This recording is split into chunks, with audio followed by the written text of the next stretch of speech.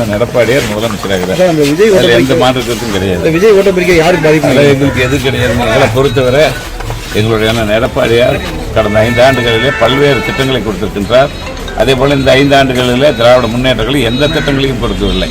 இன்னைக்கு சட்டம் ஒழுங்கு சீர்கெட்டு கிடக்கின்றது. கஞ்சா விற்பனை, மதுபான விற்பனை, கள்ளச்சாலை இதுதான் இருந்த ஒழிய இந்த 5 ஆண்டுகள் எந்த திட்டங்களும் நடைபெறவில்லை. ஆனால் எங்களுடைய முதலமைச்சராக வர இருக்கின்ற எடப்பாடியார் அவர்கள் ஏற்கனவே கொடுத்த திட்டங்களையும் கொடுக்க போகிறார், இன்னும் பல திட்டங்களை கொடுக்க போகிறார். அதனால் மக்கள், கிராம பகுதியில் இருக்கின்ற மக்கள் முழுமையாக, அதே போல் நகர்ப்புற பகுதியில் இருக்கின்ற மக்கள் இன்றைக்கு வரி, வீட்டு வரி, சொத்து வரி, குடிநீர் வரி இப்படி அல்லோலப்பட்டு கிடக்கிறார்கள். ஆகவே இன்றைக்கு இந்த ஆட்சி எப்போது முடிவுக்கு வரும் என்று நினைத்துக் கொண்டிருந்தார்கள். இன்றைக்கு முடிவுக்கு வந்துவிட்டது. மீண்டும் எடப்பாடியார் முதலமைச்சராக பதவியேற்பார். கண்டிப்பா திமுக தான் ஆட்சி அமையும். முத்துவேல் பொறுப்பேற்பான செயற்பட்டு நாங்கள் இங்கே பழனியிலிருந்து நாங்கள் சொல்கிறோம், அண்ணன் எடப்பாடியார் முதலமைச்சராக பதவியேற்பார். போட்டி எப்படி சார் பார்க்குறீங்க?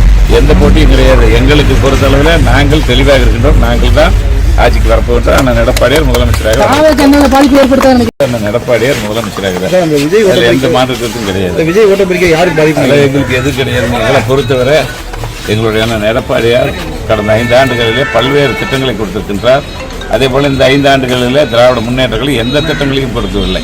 இன்றைக்கி சட்டம் ஒழுங்கு சீர்கெட்டு கிடக்கின்றது. கஞ்சா விற்பனை, மதுபான விற்பனை, கள்ளச்சாலை இதுதான் இருந்த ஒழிய இந்த 5 ஆண்டுகள் எந்த திட்டங்களும் நடைபெறவில்லை. ஆனால் எங்களுடைய முதலமைச்சராக வர இருக்கின்ற எடப்பாடியார் அவர்கள் ஏற்கனவே கொடுத்த திட்டங்களையும் கொடுக்க போகிறார், இன்னும் பல திட்டங்களை கொடுக்க போகிறார். அதனால் மக்கள், கிராம பகுதியில் இருக்கின்ற மக்கள் முழுமையாக, அதே போல் நகர்ப்புற பகுதியில் இருக்கின்ற மக்கள் இன்றைக்கு வரி, வீட்டு வரி, சொத்து வரி, குடிநீர் வரி இப்படி அல்லோலப்பட்டு கிடக்கிறார்கள். ஆகவே இன்றைக்கு இந்த ஆட்சி எப்போது முடிவுக்கு வரும் என்று நினைத்துக் கொண்டிருந்தார்கள். இன்றைக்கு முடிவுக்கு வந்துவிட்டது.